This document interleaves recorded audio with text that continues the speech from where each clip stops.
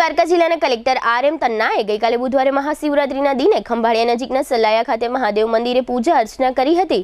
Collector આર.એમ. તન્નાએ Dwarka જિલ્લાના મુખ્ય મથક ખંભાળિયા નજીકના સલાયામાં આવેલા શ્રી પાડેશ્વર મહાદેવ મંદિર ખાતે પૂજા અર્ચના બાદ યજ્ઞમાં બીડું હોમ્યું હતું। કલેક્ટરે પૂજા અર્ચના દરમિયાન દેવાધિદેવ મહાદેવને જલ અને બીલીપત્ર અર્પણ કર્યા હતા। આ ધાર્મિક કાર્યક્રમ અંગે કલેક્ટરે આપેલી વિગતો પ્રસ્તુત છે। આજે મહાશિવરાત્રી નિમિત્તે સમગ્ર સૌરાષ્ટ્ર નહીં પણ સમગ્ર ભારત વર્ષમાં દરેક નાના મોટા મહાદેવના જે કંઈ મંદિરો છે તેમાં કોઈક ને કોઈક ધર્મ કાર્ય અને શિવ પૂજા અર્ચના ચાલી રહી છે। આજે દ્વારકા જિલ્લામાં પણ જુદી જુદી જગ્યાએ ઘણા પૌરાણિક મંદિરો છે। ખંભાળિયા, સલાયા, કોઈ પણ તાલુકો, કોઈ પણ ગામ એવું નહીં હોય કે જ્યાં મહાદેવ, પુરાણા મહાદેવ બિરાજમાન નહીં હોય। આજે એ ભાગરૂપે અહીંયા સાયલામાં પણ સારું યજ્ઞનું એક આયોજન હતું મહાદેવનું।